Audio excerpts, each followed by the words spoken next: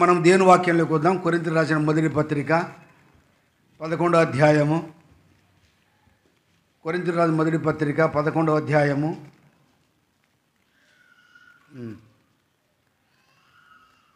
27-28 వచనాలు అందరం కలిసి మనం చదువుకుందాం. 27-28 వచనాలు అందరం కలిసి చదువుకుందాం. కాబట్టి ఎవడు అయోగ్యముగా ప్రభు యొక్క రొట్టె తినునో లేక ఆయన పాత్రను త్రాగునో వాడు ప్రభు యొక్క శరీరమును గూర్చి రక్తమును గూర్చి అపరాధియగును. కాబట్టి ప్రతి మనుషుడు తను తాను పరీక్షించుకును, అలాగు చేసి అతను తిని ఆ పాత్రను త్రాగవలెను. రోమపత్రిక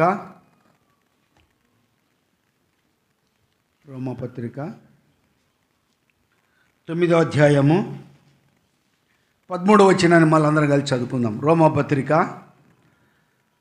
9వ అధ్యాయము 13వ వచనాన్ని మనం అందరం కలిసి చదువుకుందాం.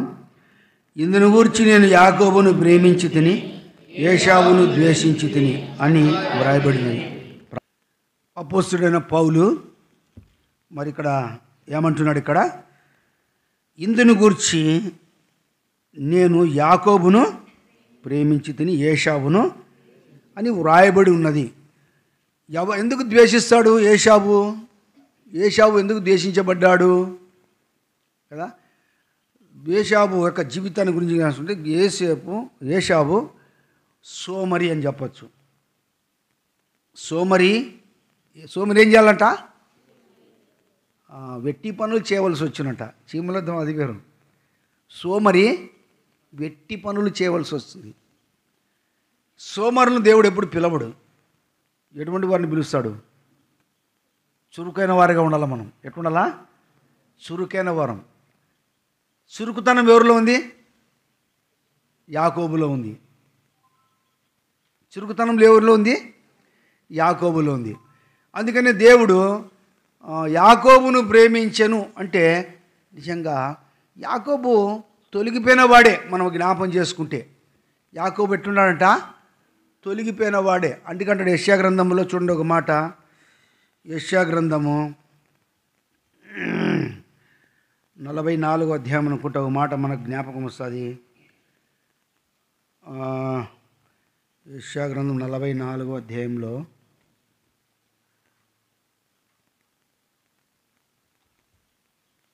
చూడు ఒక మాట జ్ఞాపకం వస్తుంది. 44 22 వచనం అందరూ కలిసి చదువుదాం. 22 వచనం అందరూ చదువుదాం. మంచి విడిపోవునట్లు నేను నీ అతిక్రమములను మబ్బు తొలగిపోనట్లుగా నీ పాపములను తుడిచివేసి ఉన్నాను. నేను నిన్ను విమోచించున్నాను. నా యొద్దకు, దేవుడు చెప్తున్న మాట ఇది, నేను చెప్తున్న మాట కాదు ఇది. దేవుడు ఏమన్నాడు?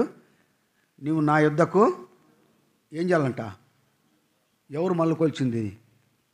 యాకోబు. యాకోబు విషయంలో దేవుడు ఎంతో ఆశ కలిగి ఉన్నవాడుగా ఉన్నాడు. యాకోబు విషయంలో దేవుడు ఎంతో ఆశ కలిగిన వాడిగా ఉన్నాడు. యాకోబును దేవుడు ఎప్పుడు ప్రత్యేకించుకున్నాడంట? తల్లి గర్భములు ఉన్నప్పుడే ప్రత్యేకించుకున్నాడు. యాకోబును దేవుడు ప్రత్యేకించుకొని తన ప్రత్యక్షతను కూడా బయలుపరిచాడు.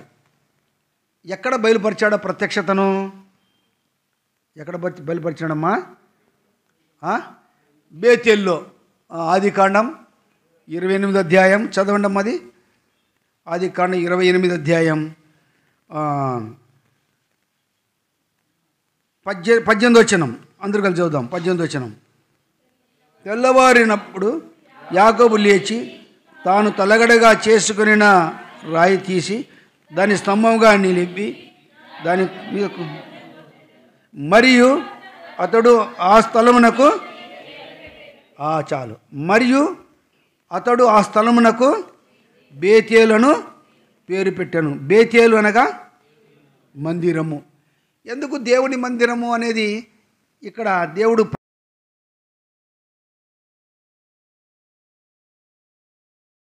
మనకు ఎక్కడ ప్రారంభమైంది? ఇప్పుడు ఆదికాండంలోనే మనకు ప్రారంభమైంది.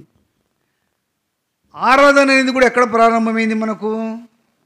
ఆదికాండం 22:5 వచనంలో వారు అక్కడ మురొక్కి అని రాయబడింది.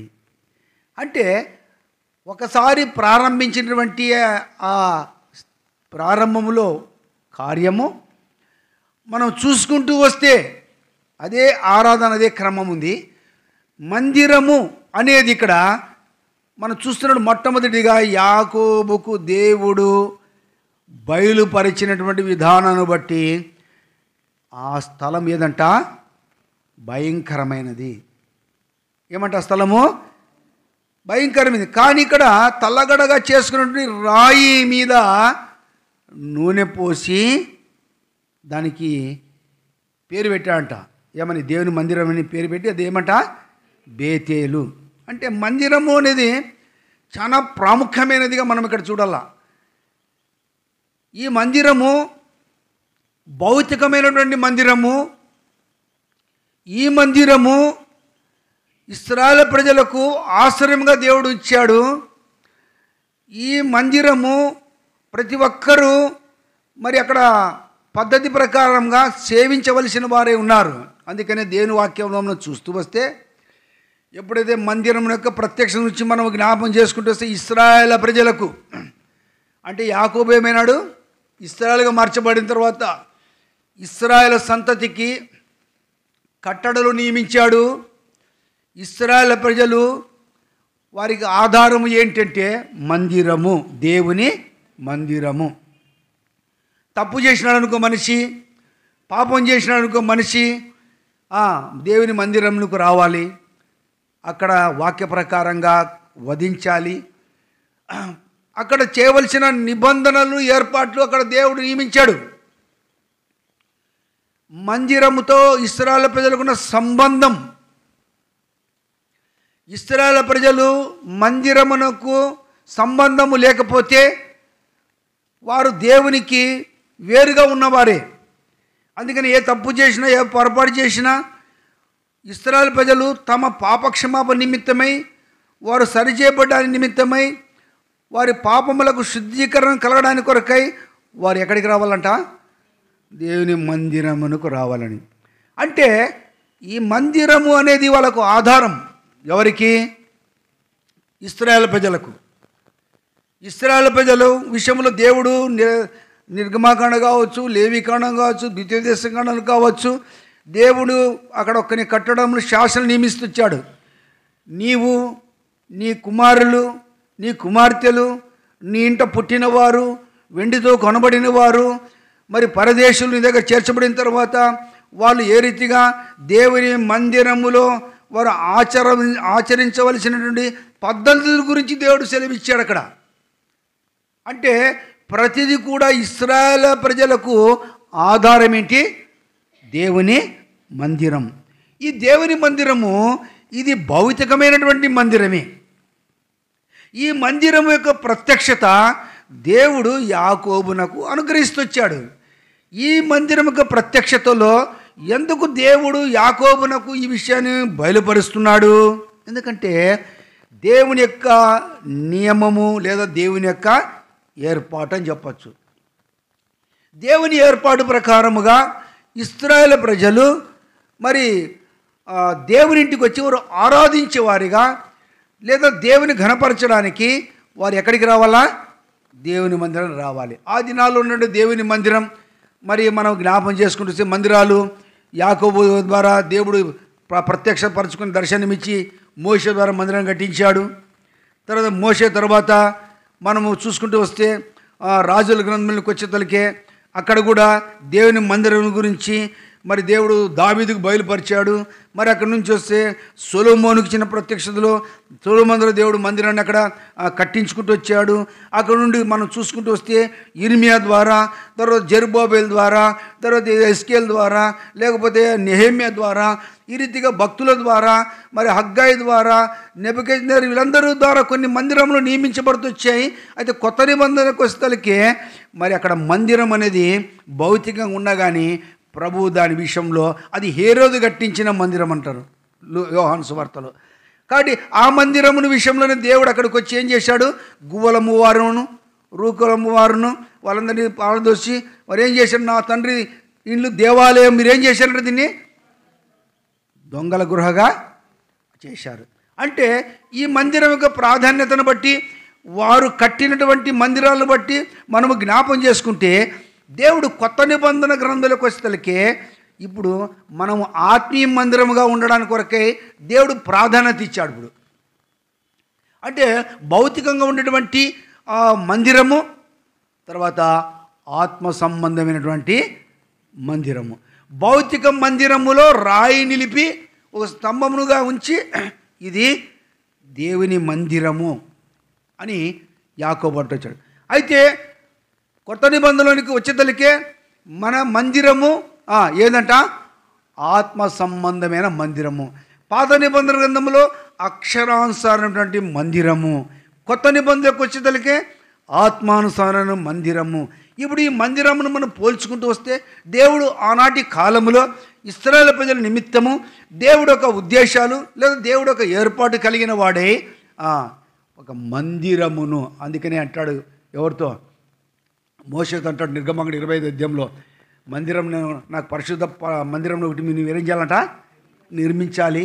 ప్రజల దగ్గర ఏం తీసుకోవాలి, ఏమేమి అవసరం అని చెప్పి దేవుడు కొన్ని అక్కడ చెప్తూ వచ్చాడు. అయితే ఇక్కడ యాకోబు విషయంలో దేవుడు ఆ ప్రతి బయలుపరిచినప్పుడు యాకోబును దేవుడు అక్కడ ఏర్పాటు చేసుకున్నాడు. కాబట్టి యాకోబు నోటి నుండి వచ్చిన మాట ఏంటంటే, అక్కడ ఏమొచ్చింది యాకోబు నోటి నుండి మాట? ఇది దేవుని మందిరము. అంటే ఈ ప్రత్యక్షతను దేవుడు యాకోబునకు బయలుపరిచాడు. అందుకనే ఈ ప్రత్యక్షత తెలియకపోయినప్పుడు యాకోబు ఎక్కడున్నాడు? ఏమన్నాడమ్మా? అరణ్యంలో ఉన్నాడా? ఈ ప్రత్యక్ష తెలియకపోయినప్పుడు తండ్రి ఇంట గుడారంలో నివసించేవాడిగా ఉన్నాడు. ఏశావు అరణ్యవాసి, వేటాడేవాడు. ఏశావు అరణ్యవాసిగా తిరిగేవాడు. యాకోబు గుడారం తన తల్లి వద్ద నివాసం చేసేవాడు. అయితే ఇక్కడ యాకోబు జీవితాన్ని మనం జ్ఞాపం చేసుకుంటే, దేవుడు యాకోబు ద్వారా తన నామమును మహిమపరచుకోవడానికి దేవుడు ఇష్టపడ్డాడు. అంటే నిజంగా యాకోబు కుటుంబంలో లేదా ఇస్సాకు ఇంటిలో జరుగుతున్న సంభాషణలు, పరిస్థితుల గురించి మనం ఒక్కసారి జ్ఞాపం చేసుకుంటే, చూడండి ఇక్కడ మనం జ్ఞాపం చేసుకుందాం. ఆది కాండంలోనికి వద్దాం. ఆది కాండంలో మనకు వచ్చేతలకే ఇక్కడ మనకు ఒక మాట కనపడుతుంది. ఇక్కడ చూడండి 25వ అధ్యాయము, ఆది కాండం 25వ అధ్యాయము 25వ వచనం 26వ వచనం.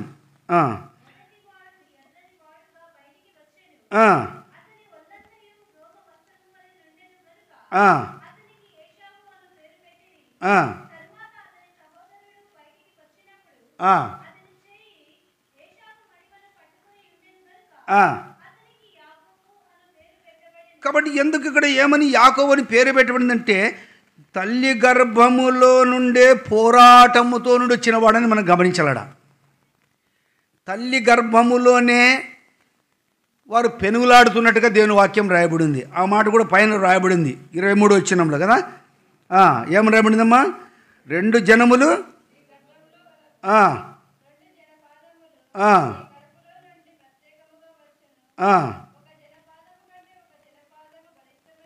చాలు. 22వ వచనంలో ఆమె గర్భములో శిశువులు ఒకనితో ఒకడు. అంటే ఇక్కడ పోరాట కలిగినటువంటి కుటుంబం ఇది. ఏ కుటుంబం అంటే అది? పోరాటం కలిగిన కుటుంబం. యాకోబు మగసిరి కలిగేవాడుగానే పోరాడేవాడిగా ఉన్నాడు. అయితే దేవుని ఏర్పాట్లు ఉన్నానని చెప్పి యాకోబుకు తెలియకపోవచ్చు విషయం. యాకోబుకు తెలియదు కూడా. అయితే ఇస్సాకు ఇంటిలో ఉన్నటువంటి సమస్య, దేవుడు ఇద్దరిని కవలనిచ్చారు. అయితే ఇప్పుడు ఆ ఇంటిలో ఏముంది? ఇక్కడ పోరాటము కదా. ప్రతి కుటుంబాల్లో ఏముంటాయి? ఇప్పుడు పోరాటం ఉంటుంది. పోరాటం లేని కుటుంబం ఏదైనా ఉందా కదా? పోరాటం అనేది అందరిలో ఉంది. అన్నదమ్ముల మధ్య పోరాటమే, భార్యాభర్తల మధ్య పోరాటమే, తల్లి పిల్లల మధ్య పోరాటమే, అత్త కోడల మధ్య పోరాటమే, బంధువుల మధ్య పోరాటమే. ఈ పోరాటం అనేది ఎంత భయంకరమైందో. అందుకనే లోక సంబంధించినటువంటి ఆ జీవితంలో మనం ఉన్నప్పుడు, లోక పద్ధతిలో మనం నివసిస్తున్నప్పుడు ప్రతి మానవుడు కూడా పోరాటము అనేది ఇక్కడ ఎదుర్కోవాల్సి వచ్చింది. ఏమి ఎదుర్కోవాల్సి వచ్చింది ఇక్కడ? పోరాటము. ఈ పోరాటం అనేది ఎంత భయంకరమైంది. అందుకనే ఇక్కడ పరిస్థితిని బట్టి మనం జ్ఞాపం చేసుకుంటే యాకోబు పోరాటం గుండా వెళ్ళేవాడు ఉన్నాడు. ఆ ఇంటిలో ఏముంది ఇప్పుడు? పోరాటం ఉంది. దేవుని ఇంట్లో ఏముంది ఇప్పుడు? పరిశుద్ధత ఉంది, ఆరాధన ఉంది.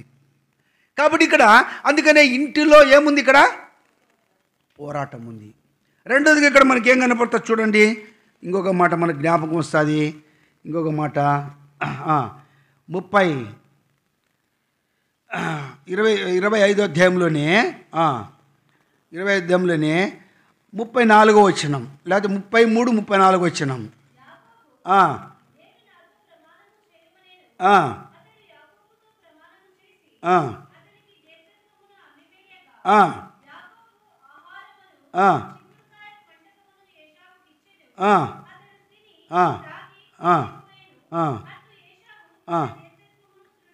కాబట్టి ఏశావు జ్యేష్ఠత్వం తృణీకరించుకున్నవాడుగా, అంటే యాకోబు ఇప్పుడు ఏం చేశాడు? ఇక్కడ జ్యేష్ఠత్వమును పొందడానికి కొరకై, ఆస్తికి వారసుడిగా ఉండడానికి, జ్యేష్ఠత్వం అనగా పెద్ద కుమారుడే పొందాలి వాక్య ప్రకారంగా.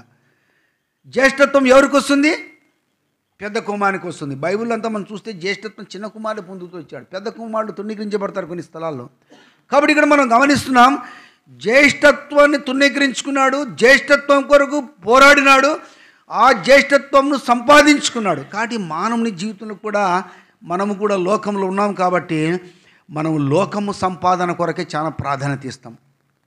వాస్తవం. డబ్బు ఎక్కువైందనుకో దాన్ని ఏ రీతిగా ఇంప్రూవ్మెంట్ చేయాలా, ఏం చేస్తే ఎట్లా ఉంది రాబో దినాలకు, ఎట్లా మనం సంపాదించుకోవాలా, ఈ సంపాదనలో మనం ఎట్లా ముందుకు సాగిపోవాలా, ఒకవేళ ఈ సంపాదన బట్టి ఇంకా ఏమి కొనాలా, ఏమి కొంటే మనకు ఆస్తులు నిలబడతాయి.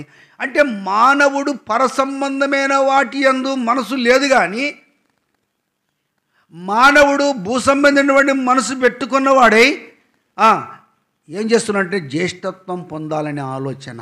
కాబట్టి ఇక్కడ మొట్టమొదటి పోరాటము, రెండవది జ్యేష్ఠత్వం. అంటే ఆస్తి సంపాదించుకోవడానికి రావాల్సినటువంటిది తనది కాదని, అది నాకు కావాలని అన్నను మోసం చేసే జీవితంలో ఏ రీతిగా దాన్ని పొందడానికి యాకోబు ఏశాబును తన జ్యేష్ఠత్వం ఏమిటితో కొన్నాడు? ఇక్కడ చిక్కుడుగాయ, అది కదా కనపడుతోంది, చిక్కుడుగాయ. అంటే మనం ఇక్కడ చూస్తున్నాం, ఈ చిక్కుడుగాయ కూరలకు అమ్ముడుపోయాడు. అందుకని బైబిల్లో ఒక మాట రాయబడింది, హెబ్రీ రాసిన పత్రికలో మనం 12వ అధ్యాయంలో ఎక్కడ మనం చూసినప్పుడు 12:16 అనుకుంటా, ఏం రాయబడిందమ్మా అక్కడ? ఒక పూట కూటి కొరకు అమ్మి వేసిన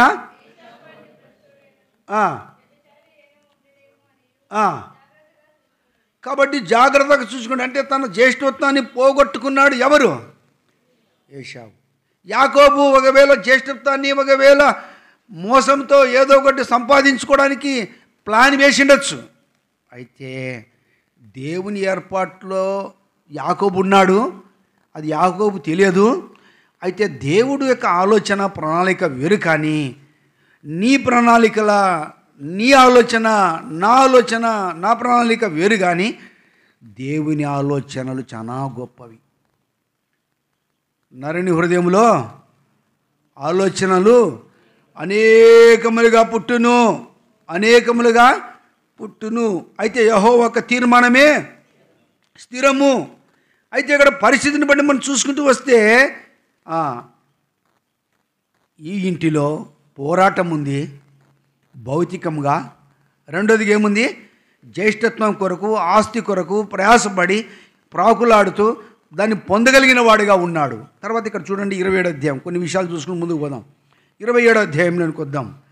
27వ అధ్యాయంలో మొదటి వచనం చదవండి అమ్మా.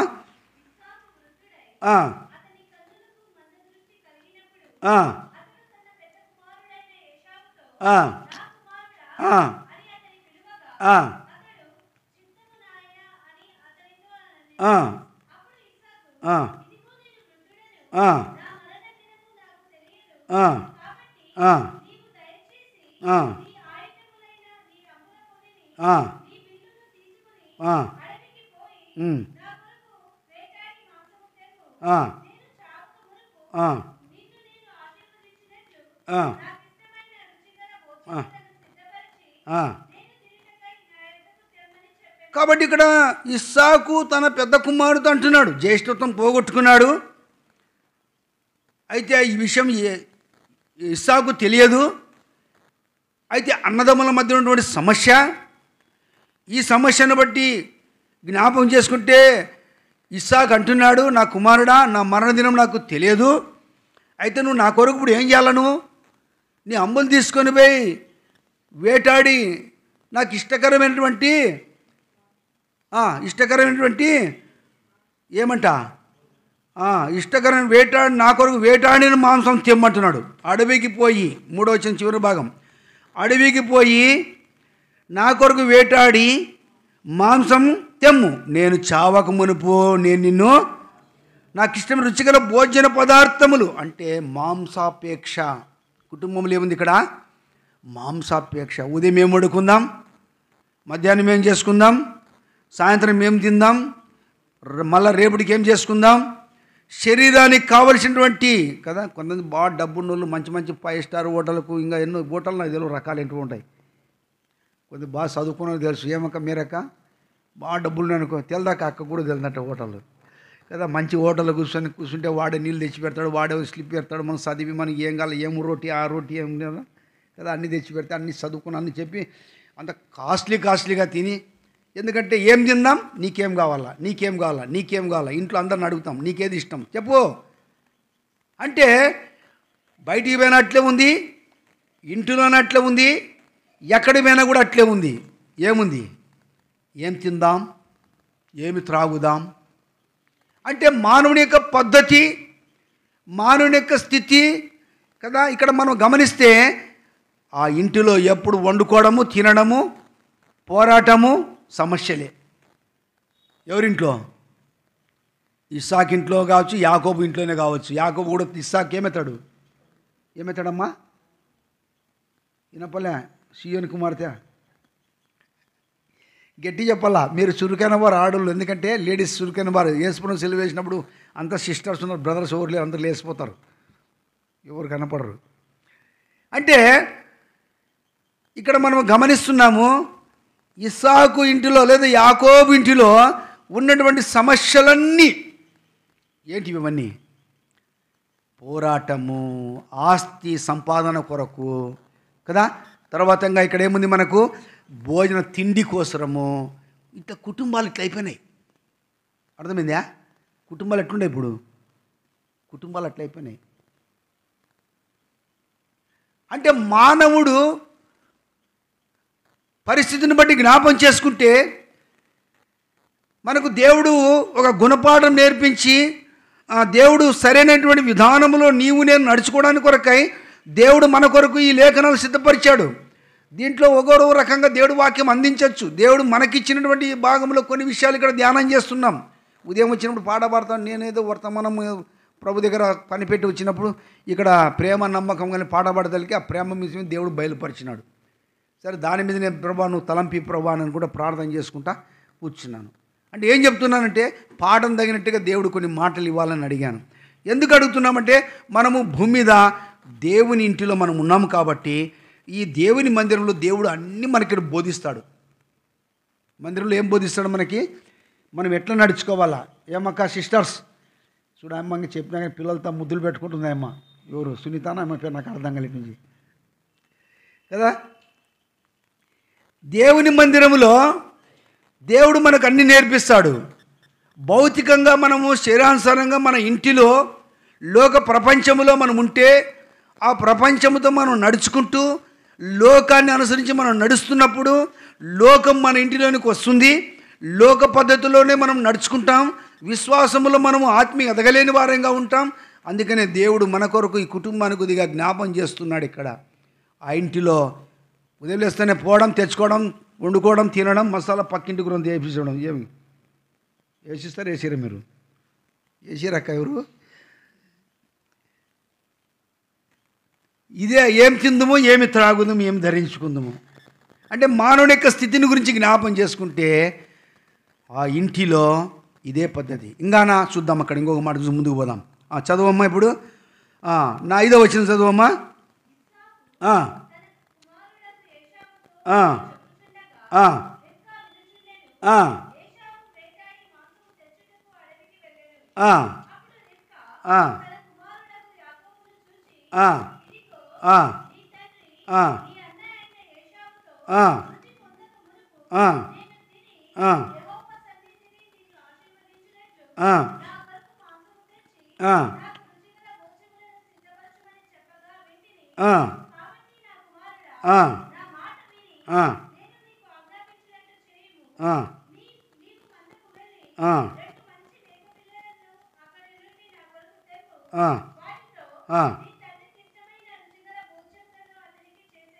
చూడు, తల్లి ఇప్పుడు ఏం చెప్తాంది? ఇప్పుడు తల్లి ఏం చెప్తాంది? తండ్రి ఏమో పెద్ద కుమారుడు చెప్పినాడు, నా కుమారుడా, నేను చనిపోకముందు నాకు శ్రేష్టకరమైన రుచికరమైన భోజనమును తీసుకొని రా, నేను తిని నేనేం చేస్తాను నిన్ను. మరి తల్లి ఏం చేసింది ఇక్కడ? ఈ మాటలు వినిందంట. ఎవరు? తల్లి రిబకా. తల్లి ఇప్పుడు ఏం చేస్తుందంటే కుమారునికి మార్గం తప్పిస్తుంది. ఇప్పుడు అంటే ఈ కుటుంబాల్లో మార్గం తెప్పించే విధానాలు ఉన్నాయి. తల్లి ఒక మాట చెప్తాడు, తండ్రి ఒక మాట చెప్తాడు. తండ్రి ఒకరిని ప్రేమిస్తాడు, తల్లి ఒకరిని ప్రేమిస్తారు. ఆ కుటుంబంలో కలియక లేని పరిస్థితి.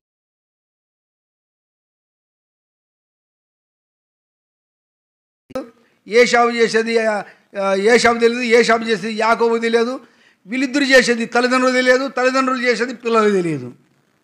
అంత కల్మషం కలిగినటువంటి స్థితిలో ఇక్కడంతా గందరగోళం ఉంది.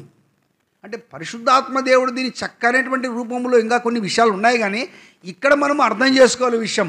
అంటే దేవుడు యాకోబును ప్రేమించిన విధానాన్ని బట్టి, యాకోబు ఒక స్థితిని బట్టి దేవుడు ఎట్లా ప్రత్యేకించుకుంటున్నాడో మనం ఇక్కడ దాని విషయం మందిరం గురించి మనం జ్ఞాపం చేసుకుంటున్నాం అంతే. అంటే ఇక్కడికి మనం వచ్చేతలకే రిబకా ఏమంటోంది తన కుమారునికి, ఇప్పుడు నువ్వు పో, ఎక్కడికి పో, మందకు వెళ్ళు, వాటిని నీ తండ్రికి ఇష్టమైన రుచిగల భోజనములను అతనికి చేసేదను. ఆమెకు తెలుసు, ఈయనకి భర్తకి తెలుసు, భర్త ఏ భోజనం తింటాడో ఎవరు తెలుసు? భార్య. చాలామంది భార్య భర్తలు బాగా కలిసి ఉన్నారనుకో, మరి భర్తకు ఆరోగ్యం బాగాలేనప్పుడు ఏ టైంకి ట్యాబ్లెట్ వేయాలా, ఏ టైంకి ఏ అన్నం పెట్టాలి, ఏ టైంకి ఏమి ఇవ్వాలని ఎవరు తెలుసు? ఎక్కువ భార్యకు తెలుసు. కోడలు తెలుస్తుందా? ఏదో వాళ్ళు వస్తారు, ఉంటారు, పోతారు, అవసరమైతే అమ్మ ఫలాంది అంటే ఇస్తారు అంతే. క్రమశిక్షణ అంతా ఎక్కడ ఉంటుంది? ఇక్కడ భార్యకు తెలుసు అన్ని విషయాలు. లేకపోతే భార్యకు బాగాలేనప్పుడు భర్తకు తెలుసు, హాస్పిటల్ తీసుకురావడం, ఆమెకు టైం టాబ్లెట్లు ఇవ్వడం, ఏమైంది అన్ని మంచి చెడు విచారించి భర్తకు తెలుసు. అంటే ఒకరికి ఒకరు బాగా తెలుసు. అందుకని ఇక్కడ మనం గమనిస్తే ఈయన ఏమి తింటాడో, ఆయనకి ఎంత ఉప్పు వేయాలో, ఎంత కారం వేయాలో, ఎంత మసాలా వేయాలో ఎవరు తెలుసు? ఇక్కడ ఎవరు తెలుసు అక్క? అంతేనా కదా? నా భర్త బాగా తినాలని ఏం చేస్తారు? ఏమో బయట ఉన్న సిస్టర్స్ కదా, నా భర్త బాగా తినాలా, ఏమి వేస్తే, ఏం మసాలా వేస్తే, ఇప్పుడు రకరకాల మసాలాలు వచ్చినాయి, వేసి బాగా నూనె వేసి బాగా పెట్టితే బొబ్బ ఏం టేస్ట్ అంటారు. అందుకని మీ నాన్న తినేది నాకు తెలుసు, ఏ భోజనం నాకు తెలుసు. నువ్వు చేయవలసిన పని ఏంటి? ఏం చేయాలంట? నువ్వు మందకు వెళ్ళి, అంటే యాకోబు ఏమన్నాడు దానికి? ఆ మాట చెప్తే ఇప్పుడు 12 వచ్చిన చదవమ్మా.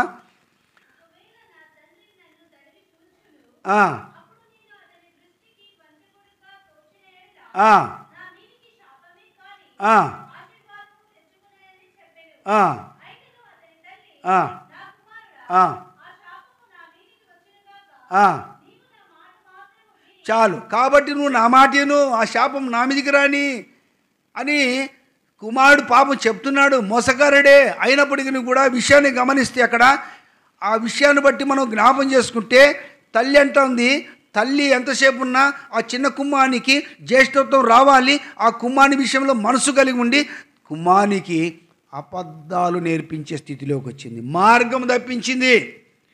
ఇప్పుడు ఆ కుటుంబాలలో నుంచి పరిస్థితులు ఎట్లున్నాయి? ఆ కుటుంబాలలో ఒకసారి మనం జ్ఞాపం చేసుకుంటే, మనం ఇంకా లోతుకు వెళ్ళలేదు కానీ ఆ కుటుంబంలో పోరాటం ఉంది. ఆ కుటుంబంలో ఇంకా ఏం చూసినాం మనము?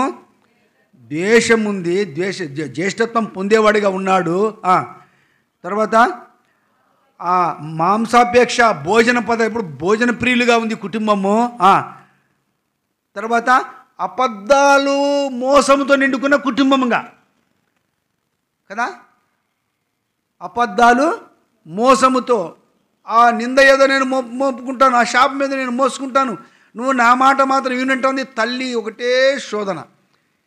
ఏదైనప్పటికీ కూడా యాకోబు కుటుంబంలో ఉన్నటువంటి పరిస్థితి అంతా సరిగా లేదు. అందుకనే నా కుటుంబ విషయములు జ్ఞాపం చేసుకుంటే, కుటుంబంలో మనము ఉన్నంత వరకు, కుటుంబాలలో దేవుని సన్నిధి లేనప్పుడు, దేవుని ఆత్మ నడిపింపు లేనప్పుడు, మన కుటుంబంలో జరిగేటువంటి కల్మషాలన్నీవే.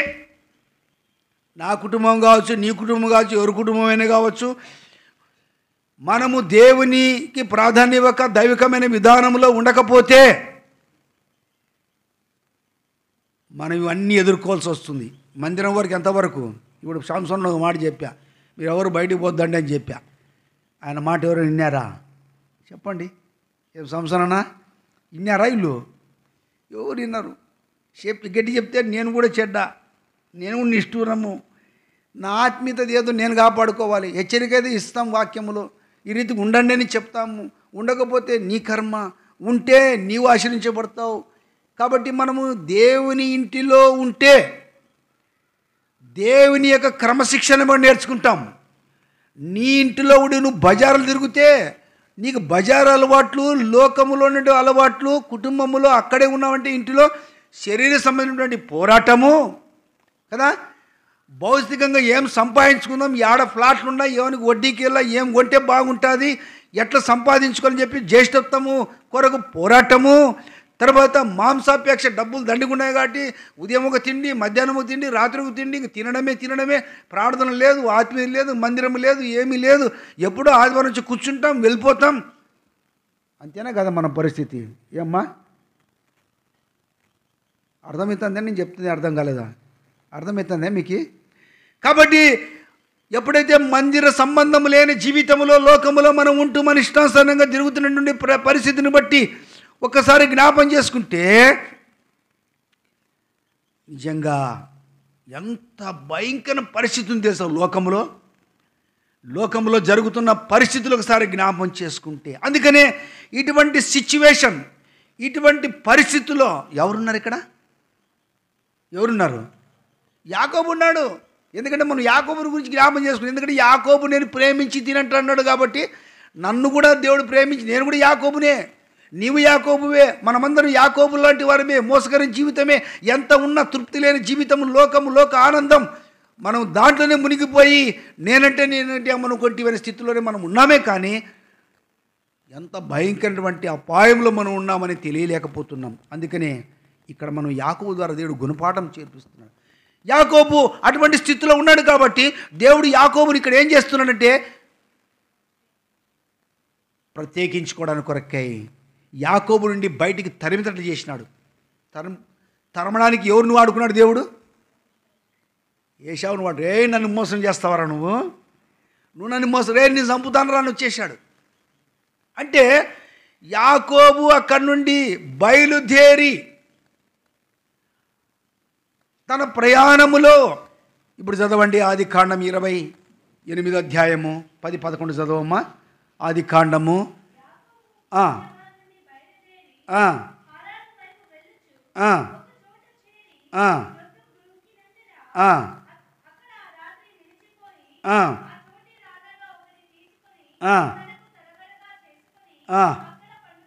కాబట్టి ఇక్కడ దేవుడు యాకోబు యొక్క ప్రయాణము, యాకోబు యొక్క పరుగు, యాకోబు యొక్క సడలింపును గురించి జ్ఞాపం చేసుకుంటే యాకోబు పారిపోతున్నాడు, పరిగెడుతున్నాడు.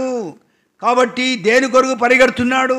తన ప్రాణరక్షణ కొరకు పరిగెడుతున్నాడు, తన ఆత్మరక్షణ కొరకు పరిగెడుతున్నాడు, లేదా అక్కడికి వెళ్ళి ఏదైనా సంపాదించుకొని ఇంకా గొప్పవాడి కావాలని పరిగెడుతున్నాడు. ఈనాడు లోకముతో మనము కూడా పరిగెత్తేవారిగా ఉంటే దేవుడు అన్నాడు, ఇప్పుడు ఆగు అన్నాడు. యాకోబు నువ్వేం చేయాలి? ఇప్పుడు నిలబడు. ఎందుకు నిలబడాలి? ప్రొద్దు గుంపింది కాబట్టి. చీకటైంది కాబట్టి, ఎక్కడికి వెళ్ళని పరిస్థితి కాబట్టి, దేవుడు యాకోబును ప్రత్యేకించుకోవాలని ఇష్టపడ్డాడు కాబట్టి ఆ ఇంటిలోండి బయటికి తీసుకుని వచ్చి ఆ ఇంటిలోండి దేవుడు తనకు ప్రతిదినం ప్రతిష్ఠిత జనముగా చేసుకోవడానికి కొరకై, యాకోబు ద్వారా దేవుడు తన మహిమ తెచ్చుకోవడానికి కొరకై దేవుడు యాకోబు విషయంలో ఎంత శ్రద్ధ కలిగిన వాడు ఉన్నాడు తెలుసా. ఈనాడు నీవు నేను కూడా ఒకప్పుడు అట్లాంటి వాళ్ళమే. అటువంటి వాళ్ళని మనం రక్షించి దేవుడు ఏం చేశాడు, ఎక్కడ పెట్టాడు. అందుకని ఆరాధన చూస్తూ వచ్చాం. యెహోవా మందిర ఆవరణములో 135 కీర్తనల మొదటి 2 వచనాలు మనం చూస్తూ వచ్చాం. ఉదయకాల సమయంలో అది చదువుతూ వచ్చాం. ఏముందమ్మా, యెహోవా మందిరము ఆవరణములు నిలిచిండు వారలారా అంటే మనము ఎక్కడ నిల్చుండాలంట, యెహోవా మందిర ఆవరణము అంటే ఇక్కడ యాకోబు విషయాన్ని మనం జ్ఞాపకం చేసుకుంటే యాకోబు పరిగెడుతున్నాడు కానీ సమయం వచ్చింది, చీకటి అయిపోయింది, అలసిపోయాడు, తలగడక రాయి చేసుకున్నాడు, నిద్రిస్తున్నటువంటి యాకోబుతో ఇప్పుడు దేవుడు ఏం చేసినాడంటే అక్కడ చదవండి ఆ మాట. ఇప్పుడు 11వ వచనం చదువుతూ వచ్చాం. 11వ వచనము చూడు. ఒక చోట చేరి ప్రొద్దుగుంకినందున అక్కడ రాత్రి నిలిచిపోయాను.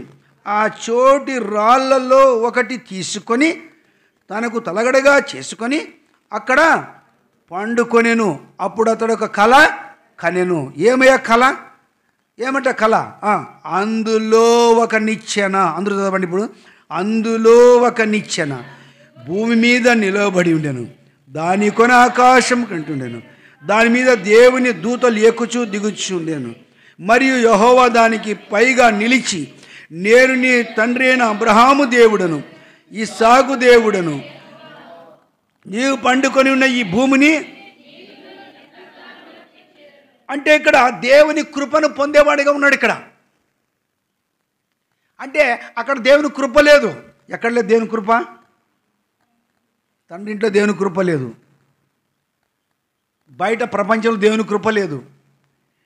దేవుని కృప ఇప్పుడు ఎక్కడ ఉందంటే, దేవుడు ఎక్కడైతే తను సంధించి తను స్నేహించి తన కుమారునిగా చేసుకోవడానికి కొరకై దేవుడు ఇష్టం కలిగి ఉన్నాడు ఆ స్థలములో ఇప్పుడు ఇక్కడ దేవుడు అక్కడ జోక్యం చేసుకుంటున్నాడు. అప్పుడు అతడు ఒక కళ కనెను. ఏమయ్యా కళ, ఏమి కళ, ఏముందంట కళలో, ఏముందంటమ్మా, ఇక నిచ్చెనేనా, ఆకాశము నుండి అంటే భూమి మీద ఆకాశం ఉంది, లేదా ఆకాశం పైన ఇంకా ఆకాశం ఉంది, ఏముంది నాకు అర్థం కాలేదు. మీరు చదువుతండి అది చదువమ్మా గట్టిగా.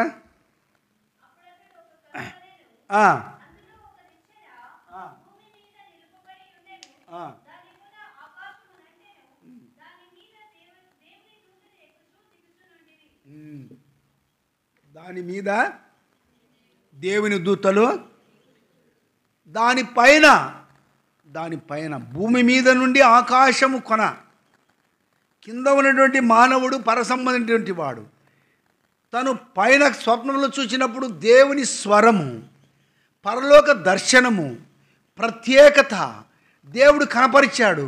అంటే ఈ ప్రత్యక్షతను దేవుడు యాకోబుకి ఇవ్వడానికి కొరకై దేవుడు ఎంతగానో పని చేయవలసి వచ్చింది. ఇక్కడ ఒక మానవుని రక్షించడానికి కొరకై, ఒక పాపిని రక్షించడానికి కొరకై దేవుడు ఎంత శ్రమ పడినాడంటే దేవుని వాక్యంలో ఇక్కడ యాకోబు విషయంలో మనం జ్ఞాపం చేసుకుంటే, ఇప్పుడు యాకోబు అక్కడ దేవుని కృపను పొంది ఉన్నాడు.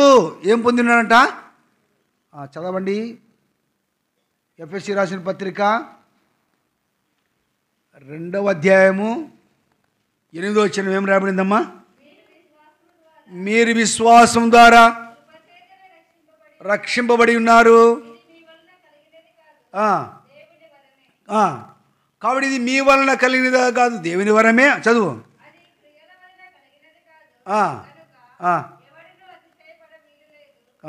చాలు. కాబట్టి ఇక్కడ మీరు విశ్వాసం ద్వారా కృప చేతనే, కృప అనేది మనకి ఎంతైనా అవసరం. కాబట్టి ఇక్కడ యాకోబు దేవుని కృపను పొందినవాడిగా మనం చూస్తున్నాం. కృప అనేది చాలా ప్రాముఖ్యమైనది. కాబట్టి కృప లేకపోతే మనము నిలవలేము. కృప అంటే ఏదైతే మనం పొందలేని వారం ఉంటూ వచ్చామో దాన్ని పొందడమే ఇది యొక్క కృప. అయితే ఇప్పుడు యాకోబు మరి అటువంటి ఇంటిలో నుండి బయటికి రావడం, దేవుడు తన ప్రత్యక్షతను బయలుపరిచాడు అనగా ఇక్కడ పర సంబంధమైనటువంటి విషయాన్ని గురించి దేవుడు ఎవరికి బయలుపరుస్తున్నాడు? ఇక్కడ యాకోబు నీ ఇంటిలో ఉంటే నీ పోరాటము, నీ భవిష్యత్తు, నీ బ్రతుకు తెరవ, నీ కుటుంబము, నీ కుటుంబంలో వాటి కొరకు ప్రయాస, పరుగు ఇవన్నీ ఉంటాయి. ఇవి కాదు భూ సంబంధమైనది నీకు యాకోబు, నీకు పర సంబంధమైనటువంటిది నేను ఇవ్వాలని నేను నిన్ను ప్రత్యేకించుకుంటున్నాను యాకోబు అని దేవుడు ఇప్పుడు అక్కడ నిలబెట్టాడు. ఆ రాత్రి అక్కడ నిలబెట్టాడు. అలసిపోయిన వాడి ఉన్నాడు, తలగడగా రాయి చేసుకున్నాడు, దేవుని యొక్క పరలోక నమూనాను చూస్తున్నాడు, ఆ పరలోక దర్శనాన్ని చూస్తున్నాడు, పరలోక సంబంధమునుగా చూస్తూ తన కృపను పొందేవాడిగా. అందుకనే నీవు నేను కూడా దేవుని కృపను పొందిన వారంగా ఉన్నాం. అందుకని ఇక్కడ మనం వచ్చేతలకే ఇప్పుడు అక్కడ నుండి వచ్చేతలకే యాకోబు తెలుసుకున్న విషయం ఏంటంటే ఇప్పుడు అందుకని అక్కడ మనం 17 వచనంలో చదువుతూ వచ్చాం. ఏం రాబడింది అక్కడ? భయపడి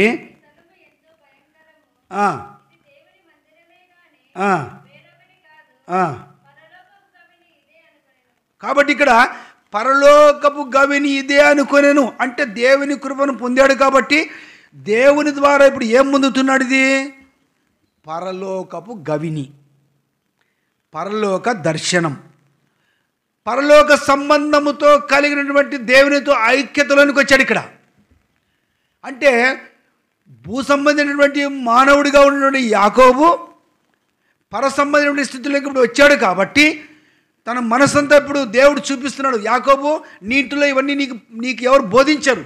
ఏం బోధించారు ఇంట్లో కదా? ఇంటిలోనే ఉంటే క్రమశిక్షణ ఉందా? ఇంటిలోనే ఉంటే మనకు దేవుని నడిపింపు ఉందా? మనం ఏదైనా నేర్చుకోవాలంటే, ఏదైనా తెలుసుకోవాలంటే, ఏదైనా మేలు పొందాలంటే మనం ఎక్కడికి రావాలా? పిలిపన్న ఎక్కడికి రావాలా? మందిరానికి రావాలా? మందిరంలో దేవుడు నేర్పిస్తాడు. ఇది కేంద్రం మనకి. ఇక్కడ అన్ని దేవుడు నేర్పిస్తాడు. మనం ఎట్లా కూర్చోవాలా, ఎట్లా నడుచుకోవాలా, ఎట్లా మాట్లాడాలా, ఏ రీతిగా ఉండాలా. కొన్నిసార్లు మనం అన్ని కరెక్ట్గా ఉన్నా కానీ మన గురించి నిందించేవారు, మన గురించి మాట్లాడేవారు, మన గురించి చెడుగా చెప్పేవారు, ఇవన్నీ సహజంగా భూమి మీద ఉంటాయి. ఎందుకు? మన ఆత్మీయ జీవితాన్ని నష్టపరచడానికి. ఎప్పుడైతే ఆత్మీయ జీవితంలో నష్టాలు కలుగుతున్నప్పుడు కూడా మన మనస్సు దేవుని ఇంటిలో మనం ఎప్పుడైతే మనము ఆయన సన్నిధిలో వాక్యములో మనం ఎదుగుతామో దేవుడు అక్కడ మనం సిద్ధపరుస్తాడు. ఇక్కడ దేవుడు మన ఇక్కడ ఏం చేస్తాడు? సిద్ధపరుస్తాడు. మనం సిద్ధపడాలంటే దేవుని మందిరంలో సిద్ధపడాలి. బయట లోకంలో ఎవరిని సిద్ధపరచరు. ఒకవేళ మందిరమే బజారు తిరుగుతున్నావు అనుకో, ఏంది ఆ పనుండైనా పోతాడన్నా, నా సంగతి నీకేం తెలిసిపోనా అనుకుంటా పోతారు. అంతేనా కదా? అదే మందిరంలో అయితే దేవుడు మనకు ఎప్పుడు నేర్పిస్తాడు? మన మనసు ప్రభువుకు ఎప్పుడైతే మనం సమర్పించుకొని మనము ప్రభువుతో ఐక్యత కలిగి ఉంటామో అప్పుడు దేవుడు మనతో మాట్లాడి మనల్ని సరిచేయడానికి ఇష్టపడతాడు. ఎప్పుడైతే మనం ప్రభుకు సంబంధం లేకుండా మనం ఏదో ఆచార ప్రకారం వచ్చి కూర్చొని వెళ్ళిపోయేవారుగా ఉంటే ప్రభు మన విషయంలో మౌనంగా ఉంటాడు. అందుకనే పిలుపు విషయంలో కానీ కృపావరం విషయంలో కానీ దేవుడు క్షమించడంట. గుర్తుపెట్టుకునేది ఏమి కృపావరం అంటే? ఏమయ్యా కృపావరం అంటే? ఏ తలాంతనే కావచ్చు, పాటలు పాడేది కావచ్చు, వాక్యం చెప్పేది కావచ్చు, తప్పల కొట్టేది కావచ్చు, వాయిద్యం వాయించేది కావచ్చు, లీడింగ్ కావచ్చు, నడిపించేది కావచ్చు, ఏదైనా కానీ కృపావరములు. మన బాప్తిసం పొందిన హస్తనిక్షేపణ చేసేటప్పుడు మనకేమంటారు? కృపావరములు వచ్చేటట్టుగా మనం హస్తం నుంచి హస్తనిక్షేపణ అంటారు. అందుకనే వాక్య ప్రకారం క్రమ పద్ధతి ప్రకారంగా మనము ఉన్నప్పుడు సంఘము ఎదుటను, సాతాను ఎదుటను, దేవదూతలు ఎదుటను, పరిశుద్ధులు ఎదుటను, దేవుడు చూస్తుండగా ఆయన ఎదుట మనం ఏం చేస్తాము? బాప్తిసం ఇస్తాం. ఎవరు ఎదుట చెప్పండి? ఇప్పుడు చెప్పండి. సంఘం ఎదుటను, సాతాను ఎదుటను, పరిశుద్ధులు ఎదుటను, దేవదూతలు ఎదుటను, చూస్తున్న దేవుని ఎదుటను మనం ఏం చేస్తాం? బాప్తిసం ఇస్తాం. ఎందుకు బాప్తిసము? నేను లోకం నుండి వేరైపోయాను, పాపానికి చనిపోయాను, నేను ప్రత్యేకించబడుతున్నాను, నేను ఇప్పుడు పసిబిడ్డనని చెప్పేసి బాప్తిసం పొందిన తర్వాత వారందరినీ మీద ఒక హస్తాలుంచి ఒకరి మీద ప్రార్థన చేస్తారు. ప్రభువా, ఈ బిడ్డలో ఉన్నటువంటి కృపావరములను ఈ బిడ్డకు సమృద్ధిగా దయచేసి నీ మందిర నిమిత్తం వాడుకోప్రావని హస్త నిక్షేపణ చేస్తాం మనం. సంఘం అప్పుడు అంతా ఆ బిడ్డ కొరకు ప్రార్థన చేస్తుంది ఆమేనని. అంటే ఎప్పుడైతే హస్త నిక్షేపణ మనలో కలుగుతుందో మనలో ఉన్న కృపావరములను దేవుడు మనకు బయలుపరిచి మనల్ని వాడుకుంటాడు, ఆ తలాంతులు కలిగిన వాడుగా. ఎప్పుడైతే ఆయన కృపను మనము విడిచి తిరిగినామనుకో దేవుడు పశ్చాత్తాపడంట. గుర్తుపెట్టుకోండి. ఒకవేళ ఒకరికొకరు కొట్లాడుకుని అరుచుకున్నా ఏదన్నా క్షమించక్క క్షమించనంటే ఓకే అంటాడు, కానీ కృపావరం విషయంలో కానీ పిలుపు విషయంలో కానీ, ఏ విషయం అంట? పిలుపు. ఏం పిలుపు? దేవుడిని పిలిచింటాడు ఏదన్నా సేవకు, పిలుపు విషయంలో కానీ కృపావర విషయం దేవుడు పశ్చాత్తాపడ్డాడు.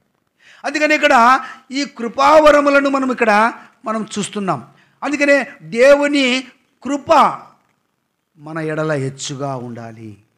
ఎందుకంటే దేవుని కృప అనేది మనలో లేకపోతే అంటాడు పౌలు కొరింథీయులకు రాసిన మొదటి పత్రిక 15వ అధ్యాయము వచనం చూడమ్మది. 15వ అధ్యాయము 16వ వచనము చూడు, గుర్తుకొస్తుంది ఒకసారి. 15వ అధ్యాయము మొదటి కొరింథీ పత్రిక 15వ అధ్యాయము 11వ వచనం అందరు చూద్దామా? ఇది లేకపోతే 10-11 చూద్దాం. మొదటి కొరింథీ పత్రిక 15వ అధ్యాయము 10-11 వచ్చి అందరూ చూద్దాం. అయినను నేను ఏమై ఉన్నాను అని దేవుని కృప వలనే అయి ఉన్నాను, మరియు నాకు అనుగ్రహింపబడిన ఆయన కృప నిష్ఫలం కానిది కానీ వారందరికంటే నేను ఎక్కువగా ప్రయాసపడింది నేను కాను, నాకు తోడైన దేవుని కృపయే చాలు. అంటే దేవుని కృపయే. పౌలు ఏమంటాడు ఇక్కడ? ఎంత ప్రయాసపడినా కానీ ఎంత కష్టపడినా కానీ ఇక్కడ ఏమని వాడుతున్నాడు? నేను ఏమై ఉన్నానో అది దేవుని కృప వలనే అయి ఉన్నాను, ఆయన కృప నిష్ఫలము కానేదు. అంటే ఒక వ్యక్తి రక్షించబడిన తర్వాత ఆ రక్షించబడిన వ్యక్తిని సంఘంలో చేర్చిన తర్వాత సంఘంలో ఆ వ్యక్తి దేవుని యొక్క పని కొరకై ఎట్లా ప్రత్యేకించబడాలి, ఆయన కృప కొరకు మనం ఆయన కృపను పొందుతూ ఏ రీతిగా మనం ముందుకు సాగిపోవాలి. ఎందుకంటే ఇది పరలోకపు గవిని అంటేది. ఏంటంటేది? పరలోకపు గవి. అంటే యాకోబుకి ఇచ్చినటువంటి ఆ దర్శనము పరలోకపు గవిని చూపిస్తూ వచ్చాడు. భూ సంబంధం వాటి నువ్వు ఎందుకు మనసు పెట్టుకొని నీ జీవితాన్ని పాడు చేసుకుంటావు యాకోబు? ఇదిగో చూడు, నువ్వు పండుకున్నటువంటి ఈ స్థలాన్ని నేను నీకు ఇవ్వబోతున్నాను. నిజంగా దేవుడు యాకోబును ఎట్లా బయటికి తీసుకొని వచ్చాడు, ఏ రీతికి బయటికి తీసుకొని వచ్చాడు, ఎట్లా దాన్ని పరిగెడుతున్నప్పుడు దాన్ని నిలబెట్టాడు, ఎట్లా దానితో మాట్లాడుతూ వచ్చాడు, ఎట్లా తన కృపను అక్కడ చూపిస్తూ వచ్చాడు అంటాడు. ఇంకేమంటాడు? ఆదికాండం 28:14 వచ్చిలో అక్కడ ఏం రాయబడిందమ్మా?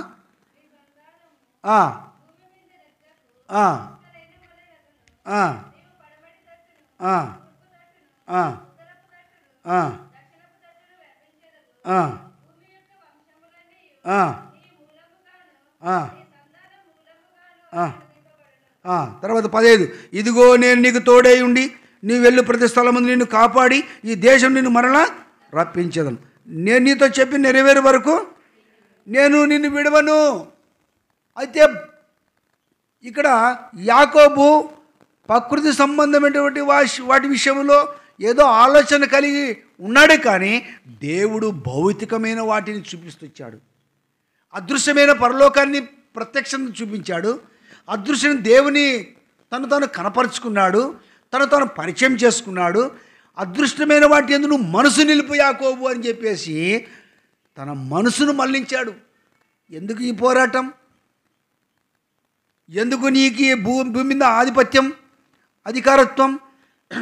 ఎందుకు ఈ అబద్ధాలు, మోసము? ఎక్కడికి పరిగెడతావు? ఎందుకు నువ్వు మార్గం తప్పిపోతున్నావు యాకోబు? అందుకే ఇదిగో నేను నీకు ప్రత్యేకించుకుంటున్నాను కాబట్టి నీ సంతానాన్ని నేను ఆశీర్వదిస్తున్నాను వాగ్దానం చేశాడు. అక్కడ యాకోబు ఏం చేశాడు? నువ్వు యాడికి వెళ్ళాలంటే ఎల్లు యాకోబు, నేను మళ్ళీ యాడికి తీసుకొస్తా. ఎక్కడికట? యాడికి తీసుకుంటమ్మా? యా దేశం? నాకు ఎక్కడ తీసుకొస్తాట మళ్ళా? తండ్రింటికా? ఎక్కడ తీసుకొస్తాట? చదవండి ఇప్పుడు ఆదికాండం 31వ అధ్యాయము 13వ వచనంలో. 31, 13వ వచనంలో.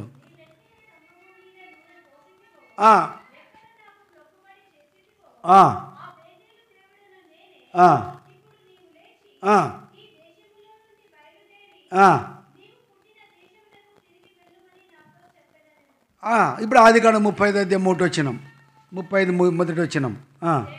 దేవుడు నువ్వు ఎక్కడికి వెళ్ళాలి ఇప్పుడు లేచి? నువ్వు బేతేలుకి వెళ్ళు.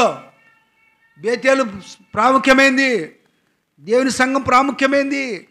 నువ్వు ఎక్కడ మొక్కుబడి చేసుకున్నావో, ఎక్కడ ఉడంబడికి చేసుకున్నావో, ఏ స్థలంలో దేవుని తీర్మానం చేసుకున్నావో ఆ స్థలంలోకి వెళ్ళు, నేను నిన్ను ఆశీర్వదిస్తా. నువ్వు వెళ్ళాలి.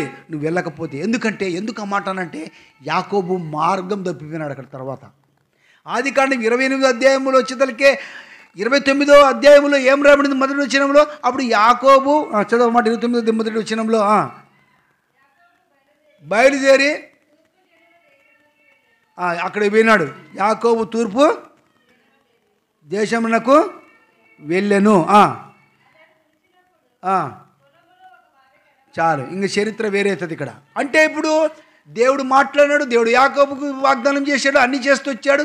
ఇప్పుడు యాకోబు మనసు ఇప్పుడు ఏమైందంటే మందిరం మీద లేదు. ఇప్పుడు యాకోబు మనసు మందిరం మీద లేదు. ఇప్పుడు పొలం వైపు చూశాడు, సమస్యల వైపు చూశాడు, భార్య కావాలని కోరుకున్నాడు, భార్యను సంపాదించుకున్నాడు, దాసి సంపాదించుకున్నాడు, సంతానాలను సంపాదించుకున్నాడు, గొర్రె మేకలు సంపాదించుకున్నాడు. అన్నీ ఉన్నాయి. అయితే ఏమి లేదు ఇప్పుడు ఆయనకి. అన్నీ ఉన్నాయి, ఇప్పుడు ఏం లేదు, నెమ్మది లేదు. అన్నీ ఉన్నోళ్ళకి ఏముండదంట, ఎక్కువ డబ్బున్నా కష్టమే, డబ్బు లేకపోతే ఏం దేవుడు మాకేమైంది కష్టాల్లో అని అంటారన్నారా? బాగా డబ్బులు నేను అనుకో, ఏం చేయాలో దిక్కు తెలియదు ఈ డబ్బుల విషయంలో. అదొకటి. అబ్రాం కూడా ధనవంతుడే. అబ్రాం కూడా ఎంత డబ్బు ఉంటుంది అబ్రాం దగ్గర? మీరే చెప్పండి. ఎంత ఉంటుంది శాంతక్క? 2 కోట్లు ఉంటుందా? ఏ విషయము? అబ్రాం దగ్గర ఎంత ఉంటుంది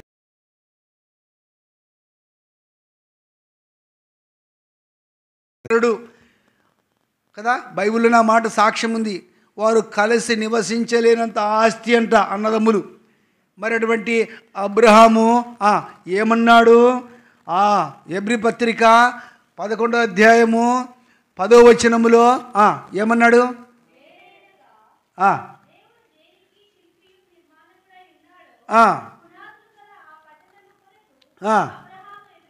అంటే అబ్రహాము భూమి మీద ఉన్నంత డబ్బులు ఎంత డబ్బు తెలుసు ఆయన దగ్గర? వెండి బంగారాలు, ఐశ్వర్యవంతుడు. ఎవరు? మరి ఎక్కడ నివాసం చేస్తున్నట్టు అబ్రహాం? గుడాలు. మనం ఉంటే మనం కట్టుకుంటాం. మామూలు నాకు ఉంటే మందిరం కట్టుకోవాలని ఆశ ఉంది, లేదు. మళ్ళా ఎవరుంటే వారికి కట్టుకోవాలని ఉంటుంది, లేదా? ఇజ్రాయల్ లేదంట. అంటే అబ్రహాము భూమి మీద తనకు ధనం ఉన్నప్పటికీ, తన దగ్గర పరివారం అంతమంది ఉన్నప్పటికీ, అన్నీ ఉన్నప్పటికీ తను గుడారములలో నివాసం చేస్తూ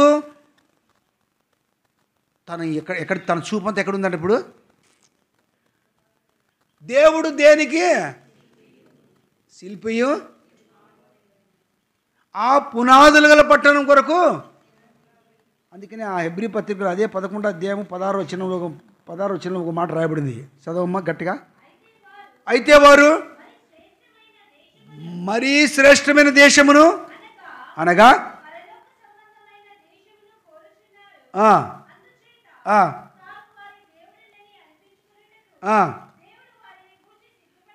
యాకోబు, నేను నీ విషయం సిగ్గుపడను, నీ దేవుడు అనిపించుకోవడానికి నేను ఇష్టపడుతున్నాను.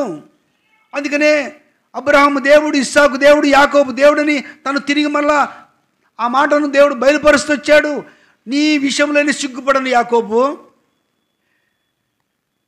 నీ దేవుడిని అనిపించుకోవడానికి నువ్వు ఏ రీతిగా నువ్వు ప్రయాసపడతావో, వారు ఏ దేశంలో తిరిగి వచ్చిరో ఆ దేశం తిరిగి వెళ్ళడానికి ఆ పరలోకం వైపు కదా. అందుకనే పాట పాడతాం, పరలోకము నా దేశము పరదేశి నేనిలా మాయాలోకమేగా నేను యాత్రికుడను.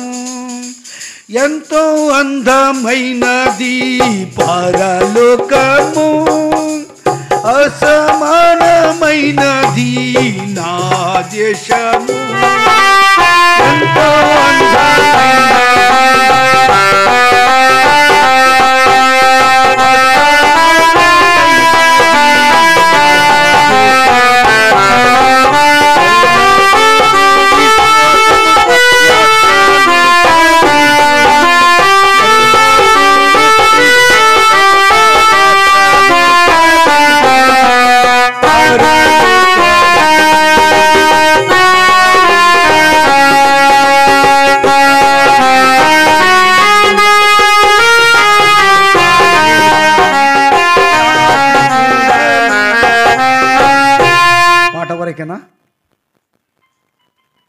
పాట వరకేనా ఏమక్క మీరెక్కడి నిజమేనా?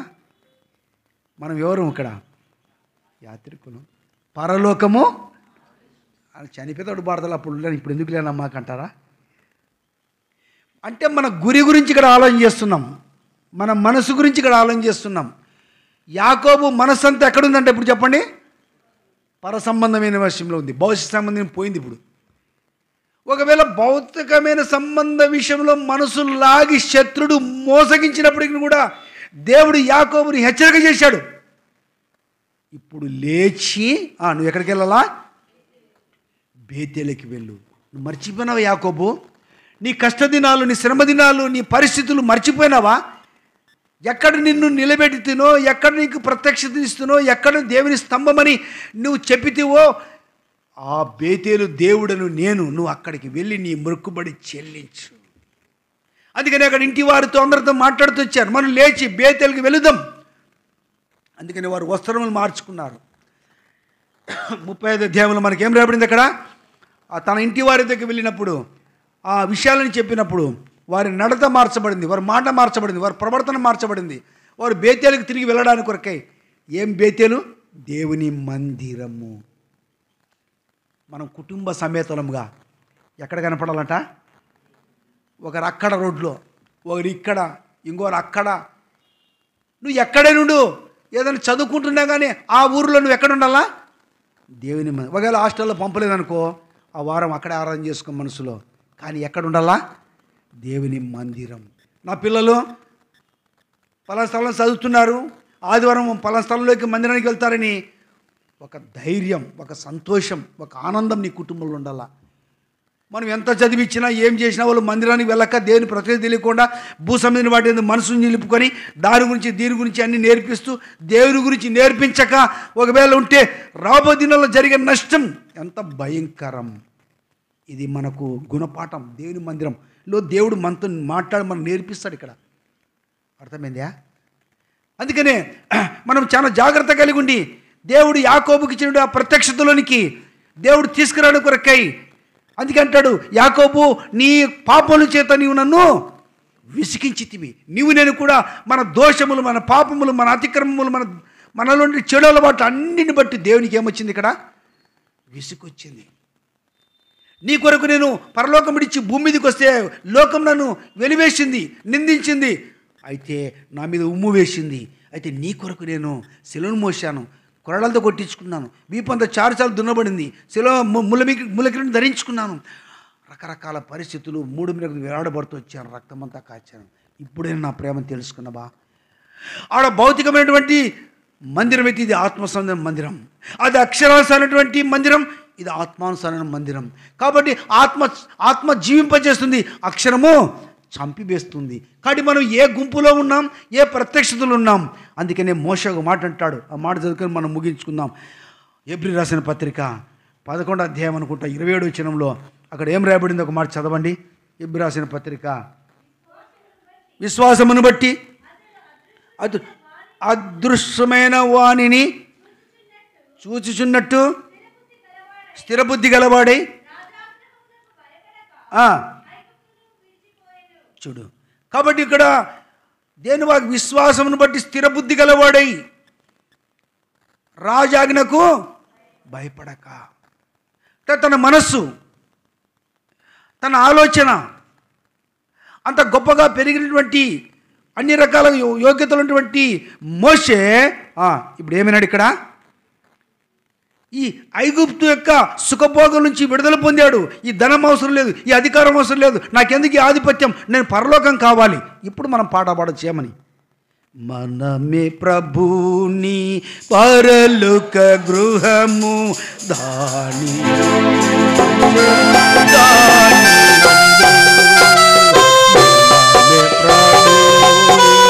పరలోక గృహము.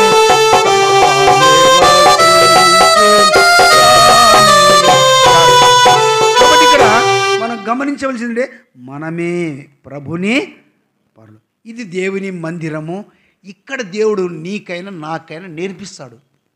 అందుకని ఎందుకు రండి ప్రార్థనకి, వారం గుడికి రండి, ఎందుకు రండి?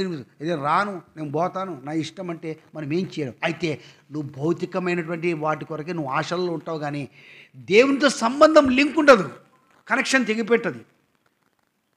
దేవునితో ఏం తెగిపోయింది ఇక్కడ? కనెక్షన్. 6 లక్షల మంది పోతే 6 లక్షల మంది కానలకు వినారక్క? ఎంతమంది వినారు? ఇక్కడ మీకే తెలుసు, అన్నీ చెప్తాం బోధ. ఎంతమంది వినంటారు? మరి ఈ గుంపులో ఎంతమంది పోతారో పరలోకానికి? ఇది కూడా మనం అంచనా వేసుకోవాలా. నిజమా కదా? ఊరికైనా మనం విని కూర్చొని ఇంటిపై ఏదో చెప్పుకొని ఏదో అయిపోద్దు తెచ్చుకుంటారు అనుకుంటా కదా, ఏమే అంతేనా కదా? ఏదో చేసుకొని ఏదో ఆనందించి చెప్పిన ప్రకారంగా ఇదే పోరాటాలు గుండా పోయానంటేనే ఎందుకు పెట్టలేదు, ప్లేట్ ఇట్లా పెట్టలేదు, మధ్య పెట్టలేదు, ఇది పెట్టి డామ్ డూమ్ అని ఇంట్లో అంతా ఇంకా పెద్ద ఆధిపత్యం పోరాదకు సమస్య ఇంటికి పోతాను. అంతేనా కదా? మళ్ళీ తర్వాత వచ్చే తలకి ఇంకేముంది అక్కడ పోతే అది బాగుండేది, వాడేది ఇవాళ ఈడేది, ఇది తెచ్చుకోవాలి, అది పెట్టుకోవాలి, ఇదొక పోరాటం. మళ్ళీ అదే మీద ఏం చేసినావు, ఎట్లా పెట్టినావు, రుచి లేదు, అసి లేదు, హోటల్ని తేపు, ఏంది స్పెషల్ బిర్యానీ తేపు అనేది ఒక పోరాటం. ఇంకేంది మర్చిపోయినారా? అబద్ధాలు, మోసాలు ఏముండాయి? ఎక్కడ పెట్టారంటే నేను యాడిపుల డాడీ, నేను ఈడే కూర్చున్నాను, అదే ప్రార్థన ప్రార్థన చేసుకుంటా ఈడే కూర్చున్నాంట, బజార్లో తిరిగి వచ్చి ఈడే కూర్చుంటా. అర్థమైందా? రకరకాల అబద్ధాలు, కల్పితాలు ఎక్కడున్నాయి? ఇవన్నీ ఎక్కడున్నాయినా? యాడుండాయి? బయట ఉన్నాయి, బయట మన ఇంట్లో ఉన్నాయి. ఇవన్నీ పోరాటాలు, ఇవన్నీ అబద్ధాలు, ఇవన్నీ భౌతికమైన సంబంధాల గురించినటువంటి శరీర కోరికలన్నీ మనకు బయట ఉన్నాయి. కానీ మందిరంలో అవన్నీ ఉండవు. దేవుని మందిరంలో ఏముంటుంది? ఆత్మ సంబంధించినటువంటి మాటలు, ఆత్మ సంబంధించిన ఐక్యత, ఆత్మ సంబంధించిన విధానంలో మనము కట్టబడేవారుగా ఉంటాం. ఇక్కడ మోషే అటువంటి వాడే దాన్ని అంతా తృణీకరించుకొని ఇశ్రాయేలు ప్రజలతో శ్రమపడడం నాకు మేలన్నప్పుడు మనం అటువంటి స్థితిలో లేము. మనము ఏదో ఇప్పుడు జరిగిపోతే చాలు, మన సుఖాన్ని మనం చూసుకుంటున్నాం. ఎవరెట్లా పోతే నాకేమి, మందిరం ఎట్లా పోతే నాకేమి, ఎట్లుంటే ఏమి, దానికి కూడా దేవుడు లెక్క అడుగుతాడు. దేవుడు అంటాడు, నీ కొరకు నేను ఎంత క్రైమ్ ఇచ్చి నేను కొన్నాను, నీవే నా మందిరం. దేహము జారత్వ నిమిత్తం కాదు, దేహము దేవుని యొక్క ఆలయం. దేవుడు దేవుని ఆలయం పాడు చేస్తాడు, నేను వాడు పాడు చేస్తా అంటున్నాడు దేవుడు. కాబట్టి ఈ ఆలయం దేవుడు బేతేలు కోరుకొని యాకోబు నేను ప్రేమించి తిని, దేవుడు యాకోబుని ప్రేమించి ఇంతగా పరలోకము నమూనాలను తీసుకుని వచ్చి ప్రత్యక్షనిస్తే, ఈనాడు దేవుడు నిన్ను ప్రేమించి పరలోకం విడిచి భూమి మీదకి వచ్చి రక్తం కార్చి నిన్నునంతా నాకు సంఘముగా ఏర్పరచుకుంటే మనం ఎట్లున్నాం, మనం ఏ రీతిగా ఉన్నాం? ఈ మధ్యాహ్న కాలం జ్ఞాపం చేసుకుందాం. నా మట్టుకు నీవు, నీ మట్టుకు నీవు, నా మట్టుకు నేను, ఎవరి మట్టుకు వారికి జ్ఞాపం చేసుకుందాం. మనం ఆ రీతికి లేకపోతే నిత్యత్వంలో ప్రవేశించలేం, పరలోకాన్ని మనం ప్రవేశించలేం. భూమి మీద వరకు రావడం, ఆరాధన చేయడం, కూర్చోవడం, లేయడం, ఇంకా ఇట్లా ఉంటే అట్లా ఉంటే గ్యారెంటీ ఉంది దానికి? ఎవరికైనా గ్యారెంటీ ఉందని చెప్పగలుగుతారా? చెప్పండి. ఎవరికైనా నాకు గ్యారెంటీ నేను 100 సంవత్సరాలు బతుకుతాను లేదా 70 సంవత్సరాలు బతుకుతాను గ్యారెంటీ ఎవరికైనా ఉందా? గ్యారెంటీ లేదు. నీ జీవము అయిపోయా, నీడ లాంటిది, బుడగ లాంటిది, ధూళి లాంటిది. ఇది మనకు తెలుసు, ఎన్నోసార్లు వింటుంటాం, విడిచిపెడుతుంటాం. అయితే ప్రభు ఇక్కడికి వచ్చిన తర్వాత ఇక్కడ మనకు నేర్పిస్తున్నాడు. చాలామంది లోకంలో మనం జ్ఞాపం చేసుకుంటే లోకమంతా మనల్ని తృణీకరిస్తున్నప్పటికీ, అయితే మన ప్రభు మన లోకంలోనే మనల్ని ఏం చేశాడు? ప్రత్యేకించుకొని మనల్ని ప్రేమిస్తున్నాడు. నా కుమారుడా, నా కుమార్తె, నా కొరకై నా వైపు తిరుగు, నా దగ్గర. అందుకనే తిరిగి దేవుడు అన్నాడు మబ్బు తొలగిపోయినట్టు ఆ మాట చదువుకొని ముగిస్తాం. చదవమ్మా 44:22 యెషయా గ్రంథం, యెషయా 44:22 వచ్చినాం అనుకుంటా. ఆ ఆ ఆ ఆ ఆ నా యొద్దకు మల్లుకో, నువ్వు నా వైపు తిరుగు యాకోబు, నా యొద్దకు మల్లుకో. నీతో నాతో దేవుడు మాట్లాడుతున్నాడు. నీ రక్తం నా రక్తం ఇచ్చి నేను కొన్నాను కాబట్టి తిరిగి నువ్వు తొలగిపోయినావు, ఆత్మను పోగొట్టుకున్నావు, ఆత్మీయతను పోగొట్టుకున్నావు. తిరిగి సరిచేయి, క్షమాపణ పొందు, నా యొద్దకు రా, నా యొద్ద మల్లుకో. నీ యొక్క పాపముల నుంచి ఎట్లా విడిపించుతునో, నీకు కలిగినటువంటి అపవిత్రం నుంచి ఎట్లా విడిపించుతునో, నేను ఎట్లా ప్రతిష్ఠిత జనముగా చేసుకొని ప్రత్యేకించుకుంటునో నువ్వు జ్ఞాపకం చేసుకో. నా మట్టుకు నేను, నీ మట్టుకు నీవు, ఎవరి మట్టుకు వారు జ్ఞాపకం చేసుకొని మనం ప్రభు వైపు తిరుగుదాం. యాకోబు మార్గం తప్పిపోయాడు. ట్రైన్ పోతా పోతా పోతా నువ్వు డ్రిల్మెంట్ అవుతుందంటే ఎక్కడైనా ఏమైపోతుంది? డ్రిల్మెంట్ అంటే పట్టాలు తప్పిపోతుంది. అది పట్టాలు తప్పినప్పుడు ఏం చేయాలి? అదని ఏం చేస్తారు? ఇంకా అది నేనే చెప్పాలా? చూస్తుంటారు రైలు బండి, చూడలేదా? అందరూ క్రైన్ తీసుకొస్తారు, ఆఫీసర్స్ వస్తారు, అందరూ తెచ్చి దాన్ని క్లీన్ చేసి ట్రైన్ తెచ్చి లైన్ రిపేరింగ్ చేసి చక్కబెట్టి మళ్ళీ దాన్ని ట్రాక్ మీద కూర్చోబెడితే మళ్ళీ జెండా ఊపితే మళ్ళీ చక్కగా పోతుంది. అది అట్లా మనం కూడా మార్గం తప్పినాడు వాక్యంలో దేవుడు సరిచేసి చక్కబెట్టి ట్రాక్లో పెట్టినాడు. మనల్ని సరైన మార్గంలో ఉండు, ఇప్పుడైనా ఉండు. దేవుడు అదే కోరుతున్నాడు. నీ ఆలోచన ఏంటి, నీ తలంపేంటి, నీ యొక్క మన సమస్తంలో నీ మనసు ఎట్లా ఉందో నాకే తెలియదు. కానీ దేవుడి మధ్యాహ్న కాల సమయంలో యాకోబును పోల్చి నిన్ను నన్ను మనం ఎటువంటి స్థితిలో రక్షించుకొని దేవుని ఇంటిగా మనందరిని కట్టాడు. ఇక్కడ మనమందరం ఎవరు? దేవుని ఇంటి వారము. సజీవ రాళ్ళవలే ఆత్మసంధ మందిరగా మనల్ని కడుతున్నాడు. మనమందరం సజీవ రాళ్ళప్పుడు మనల్ని కడుతూనే ఉన్నాడు దేవుడు. ఆత్మసంధ మందిరం కడుతూనే ఉన్నాడు. అయితే ఆ మందిరం కట్టబడి కట్టడలో నుండి క్రమములో నుండి తొలగిపోయిన వారంగా ఉంటే ప్రభు దగ్గర సరి చేసుకుందాం. ప్రభు నాకు క్షమించి నాకు సాయం చేయాలి. ప్రభు తప్పకుండా సాయం చేస్తాడు. పురాక్ నుంచి కడగబడదాం. ప్రభు ప్రత్యేకించి. కానీ లోక పోరాటం, లోకం వైపు చూడద్దు. లోకమంతా దుష్టుని చేతిలో ఉంది. లోకంలో ఉంటే దేవుడు నీతో మాట్లాడు, లోకంలో ఉంటే నీకేం తెలియదు. దేవుని మందిరాన్ని ఎక్కువ ప్రేమించు, దేవుని వాక్యాన్ని ప్రేమించు.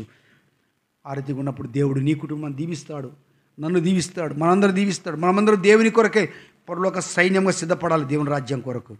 అప్పుడు మనం పాట పాడితే బాగుంటుంది. ఎప్పుడు మనమే ప్రభుని గృహం కానీ పరలోకం నా దేశం పాడినా కానీ ఆ దినాల్లో అర్థమవుతుంది. అంతేనా కదా? ఏం లేకుండా మనం ఏదో ఉండడం కాదు. మన ఆత్మ పరసంబంధమైనటువంటి స్థితిలో దేవుని దగ్గర చేర్చబడాలని దేవుని యొక్క ఉద్దేశం. ఈ మధ్యాహ్న కాలం నీ తీర్మానం ఏంటి, నా తీర్మానం మనం పరీక్షించుకుందాం.